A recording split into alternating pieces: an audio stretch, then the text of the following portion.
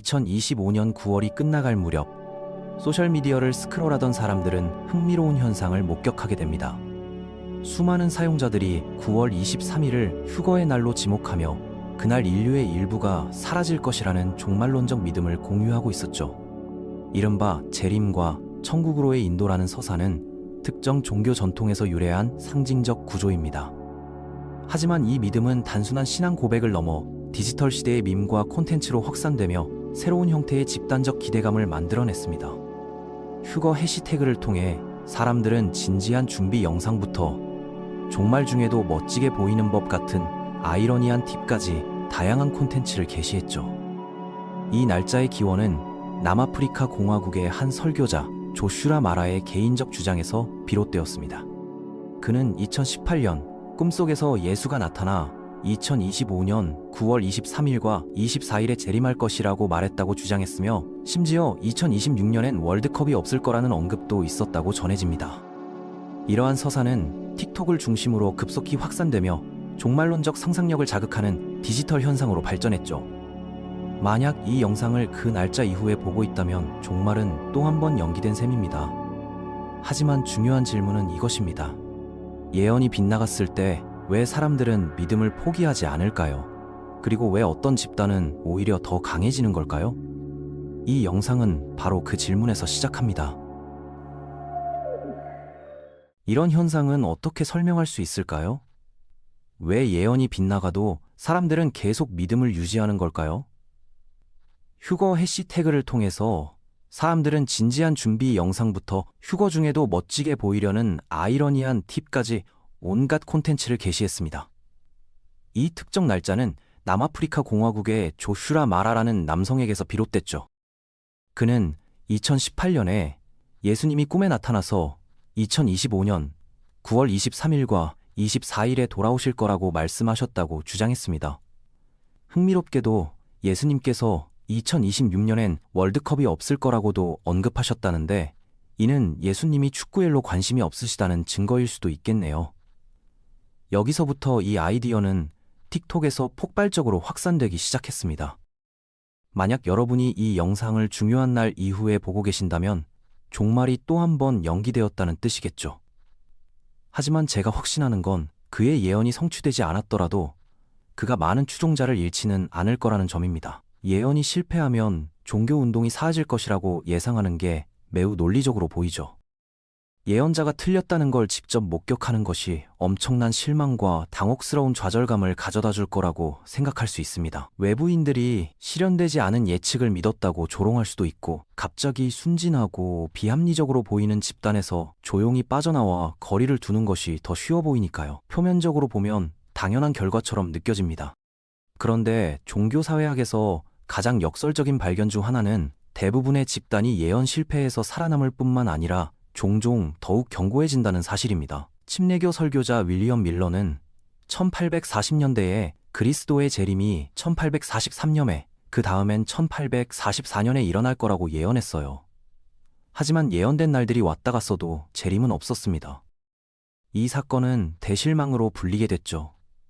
그런데 그의 추종자 중 상당수가 완전히 무너지지 않고 다시 모여서 예언을 새롭게 해석했습니다. 결국 일부는 제7일 안식일 예수진 교회를 설립했고 현재 전 세계적으로 수백만 명의 회원을 보유하고 있어요. 여호와의 증인들도 비슷한 패턴을 보여주는데 1914년, 1925년, 1975년 등 여러 차례 예언했지만 실현되지 않았습니다. 그럼에도 불구하고 그 집단은 날짜들을 재해석하고 교리를 조정하며 지속되고 있어요. 일본에서는 아사하라 쇼코의 옴질리교 운동이 예언한 세계적 종말이 결코 실현되지 않았죠.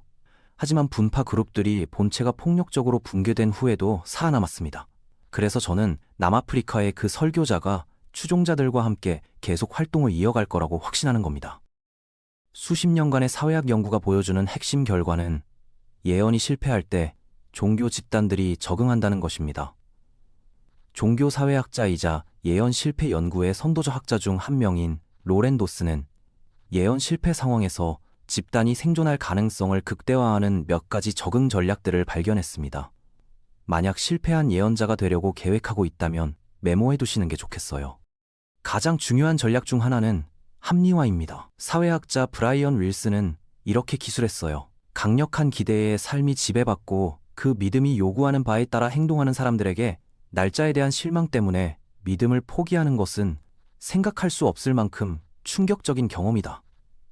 재해석이 필요하다고 말이죠. 도스는 실패를 견뎌낸 집단들이 여러 유형의 합리화를 사용한다는 걸 밝혀냈습니다. 영적 해석이라는 방식이 있습니다. 어떤 집단들은 예언을 영적 차원에서 해석하죠. 그들은 현재 시점에서 경험적으로 검증 가능한 사건이 일어날 거라고 기대했지만 그 사건이 실제로 일어났다고 주장합니다. 다만 그것이 영적인 의미에서 아마도 우리의 마음과 정신 속에서 발생했다는 식으로 말이에요. 예언적 실패를 영적으로 재해석하는 집단의 사례 중 하나가 일본의 지넨노미아입니다. 1974년 6월 14일 한 지도자는 나흘 후에 묵시적인 지진이 일본을 강타할 거라고 예언했어요. 6월 18일 오전 8시 정각이라는 매우 정확한 예측이었죠. 그런데 지진이 전혀 일어나지 않자 그 운동의 지도자는 신이 그 대격변을 자신의 몸으로 옮겨왔다고 주장했습니다. 다시 말해서 예수 그리스도의 방식을 빌려 재앙을 막기 위해 인류의 모든 고통과 짐을 스스로 짊어졌다는 거죠. 합리화의 또 다른 형태는 사회학자들이 신앙의 시험이라고 부르는 것입니다. 이런 관점에서 보면 실패한 예언이 전혀 실수로 간주되지 않고 오히려 약한 자들과 참된 신자들을 구별하기 위한 하나님의 의도된 시련으로 여겨지죠. 실망의 직면에서도 흔들리지 않는 사람들만이 계속 나아갈 가치가 있다는 게 논리입니다. 이러한 해석은 그룹의 신학과 역사, 리더십에 따라 다양한 형태로 나타날 수 있어요. 눈에 띄는 사례 중 하나가 참말씀 교회라고 불리는 오순절 기독교 운동입니다. 결코 오지 않을 종말을 대비해 방공호에서 40일 동안 웅크리고 있던 멤버들이 축하하며 나왔어요. 그들의 지도자는 이 반전을 자신들이 시험을 통과했다는 증거로 재구성했습니다. 끈질기게 참고 견뎌내려는 그들의 의지가 하나님을 기쁘시게 했고 그들의 충실함이 세상의 모범이 되었다는 식으로 말이죠. 세 번째 형태는 인간의 계산 착오입니다. 이 집단은 자신들이 예언의 징조들을 잘못 해석했을 뿐이라고 주장하죠. 이로 인해 새로운 날짜가 설정될 수 있습니다. 예를 들어 고인이 된 복음주의 라디오 방송인 헤럴드 캠핑은 휴거가 2011년 5월 21일에 일어날 거라고 예측했어요. 하지만 그 날짜가 아무 일 없이 지나가자 그는 날짜를 10월 11일로 다시 계산했는데 이것도 역시 틀렸습니다. 마지막으로 합리화의 네 번째 형태는 다른 사람들을 비난하는 것입니다. 지도자가 추종자들을 비난하거나 때로는 예언을 어떻게든 방해한 외부인들을 비난하기도 하죠. 여호와의 증인들 사이에서도 예수 그리스도의 천년 왕국이 1975년에 시작될 거라는 예언이 실현되지 않았을 때 이런 일이 일어났습니다. 워치타워 협회 회장은 1975년에 왜 아무 일도 일어나지 않았는지 아십니까? 여러분이 뭔가 일어날 거라고 기대했기 때문입니다. 라고 말하며 신도들을 질책했어요. 하지만 영리한 합리화만으로는 생존이 보장되지 않습니다. 또한 어떤 집단이 존재하려면 올바른 사회적 환경이 필요하죠. 로렌 도스는 운동이 폭풍을 이겨낼지 분열될지를 결정하는 데 지속적으로 영향을 미치는 4가지 사회학적 조건들을 지적했습니다. 첫 번째는 그가 예언적 환경이라고 부르는 것으로 지역사회가 예언을 기대하고 관용하며 재해석하도록 하는 문화적, 종교적 환경을 학술적으로 표현한 거예요. 집단의 이념체계의 범위와 정교함이 예언 실패에 대한 집단의 반응에 영향을 미칠 수 있다는 걸 발견했습니다. 매우 구체적인 예언이 훨씬 더 광범위하고 정교한 세계관에 뿌리를 두고 공동체의 사명과 신념체계를 갖고 있다면 단 하나의 실패한 예언이 전체 시스템을 탈선시킬 가능성은 매우 낮아요. 제가 마라라가 지지자들을 잃지 않을 거라고 생각하는 이유 중 하나가 휴거에 대한 그의 아이디어가 세대주의에 뿌리를 두고 있기 때문입니다. 세대주의는 인간 역사를 하나님이 인간과 관계를 맺는 여러 시대 또는 세대로 나눕니다. 이것은 성경의 예언들과 하나님의 계획 속에서 이스라엘의 역할, 휴거, 환난, 그리스도의 천년왕국을 하나로 엮어 우주적 역사에 대한 광범위한 서사를 담고 있어요. 이 이념은 현대의 정치적 사건들을 그 관점을 통해 읽어내려고 시도하며 항상 새로운 활력과 에너지를 제공합니다. 매우 광범위하고 복잡하며 유연한 프레임워크이기 때문에 단 하나의 실패한 예언이 반드시 전체 시스템을 무너뜨리지는 않아요. 집단이 실패한 예언에 어떻게 반응하는지를 형성하는 또 다른 요인은 구성원들이 예언을 준비하는 데 쏟는 활동의 성격과 범위입니다.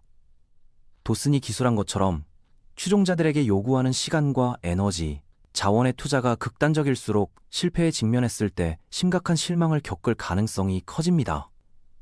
어떤 경우에는 집중적인 준비가 사람들을 기대감으로 하나로 묶을 수 있지만 투자로 인해 사람들이 지치거나 실망 후에 회복하지 못하게 되면 오히려 역효과를 낼 수도 있죠. 예를 들어 새 시대의 새로운 종교 운동인 보편적이고 승리하는 교회의 사례 연구를 고려해 보겠습니다. 엘리자베스 클레어 프로핏의 지도하에 회원들은 1990년 3월에 예측된 소련과의 핵전쟁에 대비해 광범위하게 준비했어요.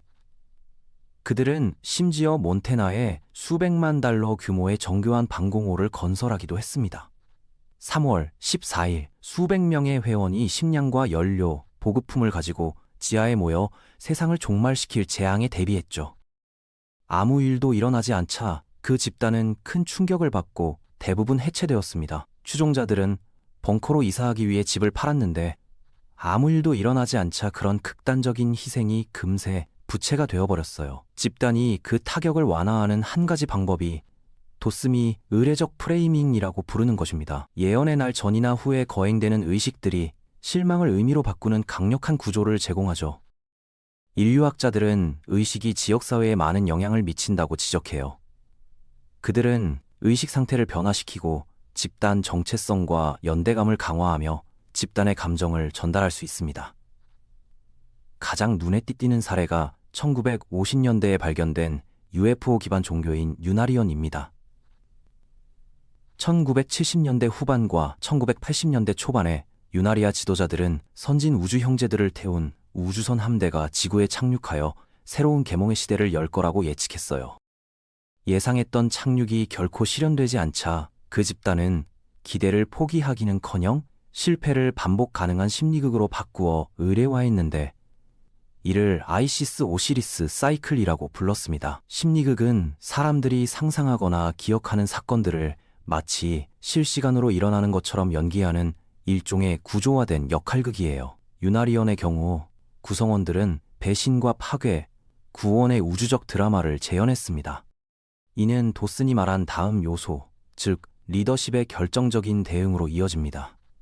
예언이 실패했을 때 생존에 가장 중요한 건 지도자들이 얼마나 신속하고 설득력 있게 나서느냐예요.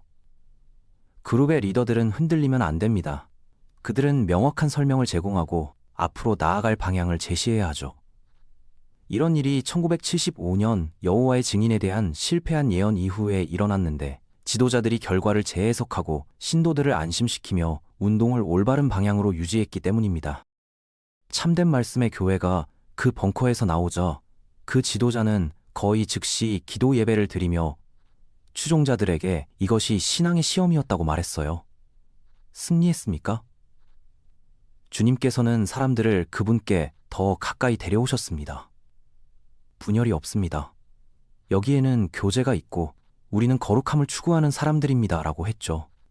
하지만 다른 집단들은 그런 종류의 리더십이 흔들릴 때 어떤 일이 일어나는지 보여줍니다. 보편적이고 승리한 교회로 다시 돌아가 보겠어요. 사회학자 로렌 도슨과 브래들리 웰은 CUT의 붕괴가 불가피한 것은 아니었다고 주장합니다. 그것은 구성원들이 얼마나 희생을 치렀는지에 따라 형성되었어요. 기억하시겠지만 그들 중 많은 사람이 그 벙커에 들어가기 위해 모든 소지품을 파았습니다.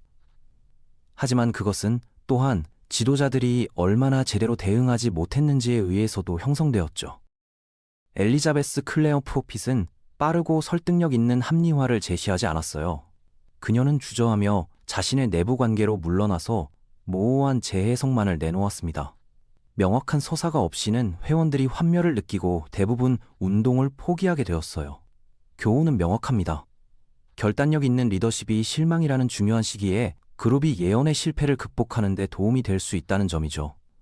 추종자들의 방향을 그럴듯한 설명으로 재빨리 바꿀 수 있는 리더는 자신의 움직임을 보존하고 심지어 강화할 수도 있습니다. 마지막이자 아마도 가장 결정적인 요소는 집단 내 사회적 지원입니다. 홀로 신앙을 가진 사람이 실패한 예언을 견뎌낼 회복력을 갖는 경우는 거의 없어요. 조롱과 의심이 너무나 압도적이니까요. 하지만 긴밀하게 뭉친 공동체에서는 집단적 유대감이 일종의 완충 장치 역할을 하여 가장 터무니없는 합리화조차도 그럴듯하게 느껴지게 합니다. 도스는 단순히 숫자만으로는 그 집단이 살아남을지 여부를 결정하는 결정적인 요소가 아니라는 점을 강조해요. 더 중요한 건 그룹 내의 연결 밀도입니다.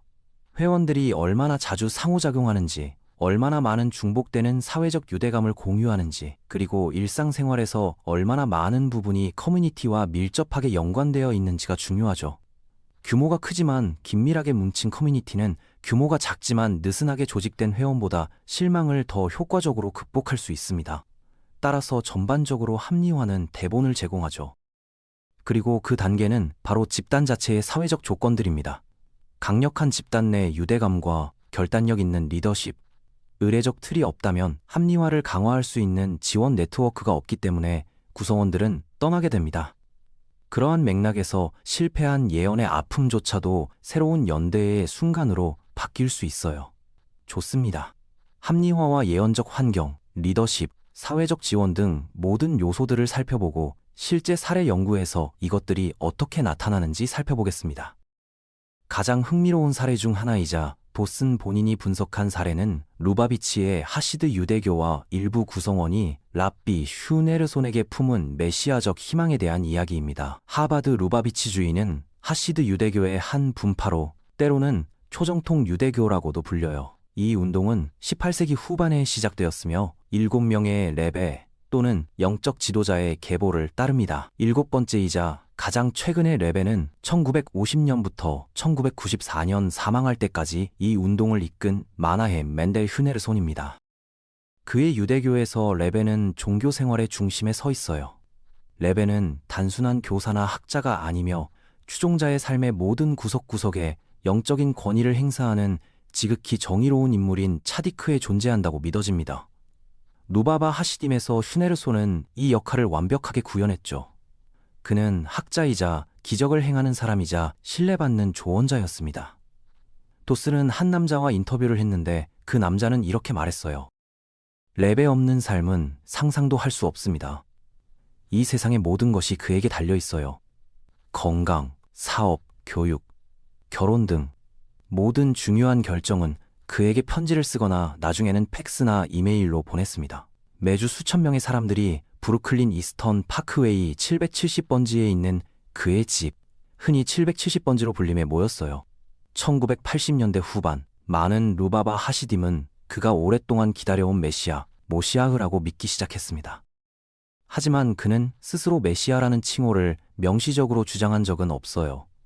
하지만 그의 가르침과 시사에 대한 신비로운 해석, 그리고 그의 모임에서 불려지는 메시아 찬송들이 많은 추종자들에게 그가 진정한 모시아흐라는 기대감을 불러일으켰습니다. 그러나 휴네르손이 1년의 뇌졸중을 겪고 1994년에 사망했을 때 그것은 대규모 예언 실패처럼 보였어요. 만약 그가 모시아흐였다면 어떻게 죽을 수 있었겠습니까? 외부인들에게는 당연한 결론이 다음과 같았습니다. 메시아적 희망이 무너질 거라고 했죠. 하지만 실제로는 그렇지 않았습니다. 실제로 일어난 것은 루바비치 내부의 분열이었어요. 메시아주의자라고 불리는 일부 추종자들은 휴네르손이 여전히 메시아라고 주장했습니다. 반메시아주의자라고 불리는 많은 사람들은 이러한 해석을 거부했죠. 정확한 숫자를 파악하기는 어렵지만 여러 정황을 종합해 볼 때 반메시아주의 세력이 오늘날 하바드 루바비치주의 내에서 다수를 차지하고 있습니다. 공식 기관을 운영하는 주류 하바드 지도부는 메시아적 선언을 적극적으로 반대하지만 메시아주의 세력은 여전히 존재해요. 특히 브루클린에서는 휴네르손을 모시아흐로 선포하는 표지판들을 볼 수 있습니다. 그렇다면 이 메시아주의 세력은 어떻게 오늘날까지 지속되고 있을까요? 도슨과 그의 공저자 사이먼 데이는 우리가 지금까지 파악한 모든 심리적, 사회학적 요인들을 볼 수 있기 때문이라고 주장합니다. 첫째, 강력한 예언적 환경이 있어요. 루바비치의 여러 세대에 걸친 가르침은 구성원들이 지도자를 차디크이자 지극히 정의로운 사람으로 여기도록 만들었습니다. 일부 메시아주의 추종자들은 그의 죽음을 다양한 방식으로 합리화했어요. 어떤 이들은 그가 실제로 죽지 않았다고 말했습니다. 어떤 이들은 그가 부활할 것이라고 말했고, 어떤 이들은 레베가 모시아이며 실제로 죽었다고 주장했어요. 하지만 그가 물리적 세계에서 떠남으로써 살아있는 이들 가운데 그의 존재는 더욱 깊어졌다는 식으로 해석했습니다. 도슨이 인터뷰한 한 사람은 이렇게 말했습니다. 저에게 레베가 육체적 죽음을 겪었는지 여부는 그다지 중요하지 않습니다. 중요한 것은 우리가 메시아와 구원에 대한 그의 가르침을 계속 따르는 것이에요. 저는 개인적으로 그가 혼수 상태처럼 잠들어 있다고 믿습니다. 혼수 상태에 있는 사람은 여전히 살아있어요. 차디킴에게 죽음이라는 용어는 그들이 육체적인 몸을 잃는 것을 의미하지 않습니다. 여기서 우리는 도슨이 영성화라고 부르는 합리화를 볼 수 있어요.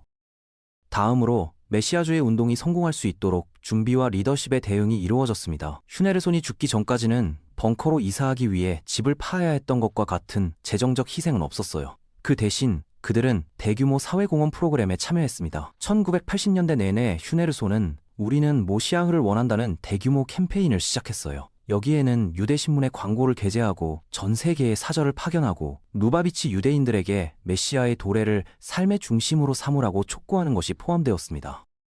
실제로 이 캠페인은 전 세계적으로 매우 의욕적인 회원들로 구성된 운동을 만들어냈고 그들의 활동 주의는 그들에게 목적의식과 공동의 사명감을 주었어요. 그래서 레베가 1994년에 죽었을 때 메시아주의 운동은 붕괴되지 않았습니다. 그들은 이미 실망감을 새로운 헌신으로 전환할 수 있는 접근 방식과 일상적인 실천 체계를 갖추고 있었거든요. 리더십 또한 결정적이었어요. 슈네르손은 후계자를 남기지 않았지만 그의 측근들은 그의 죽음을 재빨리 재구성했습니다. 며칠 만에 브루클린에서 열린 대규모 집회에서 추종자들은 수동적으로 슬퍼하는 것이 아니라 외연 활동을 확대하여 레벨을 기리는 방법을 배웠어요. 도스는 이렇게 썼습니다. 예를 들어 슈네르손이 사망한 지 일주일 후 브루클린에서 하루 종일 강의가 열렸습니다. 루바비치 공동체의 선교 핵심 구성원들에게 연사들이 연사마다 같은 메시지를 전달했어요. 이 경우 사람들이 무엇을 해야 할지 거의 의심의 여지가 없었습니다. 그리고 마지막으로 내부 집단의 지지는 압도적이었어요. 루베비치 하시딤은 삶의 거의 모든 측면이 종교적 실천과 레베의 인도에 의해 형성되는 끈끈한 공동체로 유명합니다. 구성원들은 하바드 루바비치 정체성을 중심으로 학교와 여름 캠프, 중매 네트워크, 사업체, 그리고 레크리에이션 공간을 공유하죠.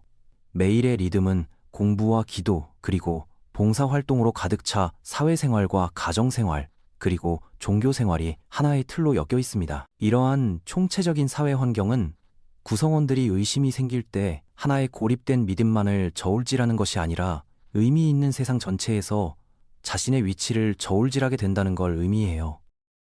따라서 메시아주의 운동은 루바비치 공동체 내에서 오늘날까지 살아남고 있습니다.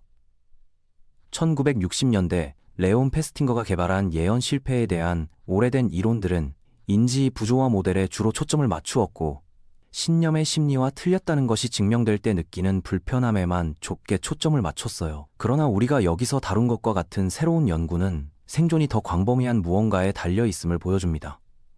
사람들이 실패를 재해석하고 계속 살아가도록 돕는 문화적 자원과 리더십, 의식, 그리고 사회적 네트워크가 바로 그것이죠. 외부인들은 예언이 일상 종교에 얼마나 중요한지를 과대평가하는 경향이 있어요. 외부에서 보면 모든 것이 그 예언에 달려있는 것처럼 보일 수 있습니다. 하지만 종교 공동체에 속한다는 것은 예언 그 이상의 의미를 지녀요. 종교 공동체는 우정과 가족관계, 결혼 및 데이트 기회, 그리고 고통과 희망을 이해할 수 있는 틀을 제공합니다. 많은 경우 이러한 사회적 보상은 실패한 예측의 당혹감보다 더 중요하죠. 실제로 이러한 상황에서는 외부 세계가 실패한 예언을 조롱하더라도 경멸이 실제로 구성원들을 더욱 가깝게 만들고 다른 사람들이 보지 못하는 것을 보는 선택받은 남은 자로서 자신들의 정체성을 확고히 해줍니다. 따라서 틱톡이든 브루클린 유대교 회당이든 몬테나 방공호든에서 또 다른 실패한 예언을 목격할 때 우리는 단순히 어떻게 그들이 여전히 믿을 수 있었을까 라고 묻는 것이 아니라 무엇이 그들을 하나로 묶고 있을까 라고 물어야 합니다. 결국 예언은 단순히 미래를 예측하는 것이 아니라 현재의 공동체를 구축하는 것이에요. 그리고 그러한 공동체는 세상이 완강하게 종말을 거부할 때에도 놀라울 정도로 회복력이 강할 수 있습니다. 실패한 예언의 역사가 우리에게 가르쳐주는 것은 인간의 믿음이 단순히 논리적 명제가 아니라는 점입니다. 그것은 사회적 현실이며 문화적 체계이고 무엇보다도 사람들을 연결하는 생생한 공동체 경험이라는 것이죠.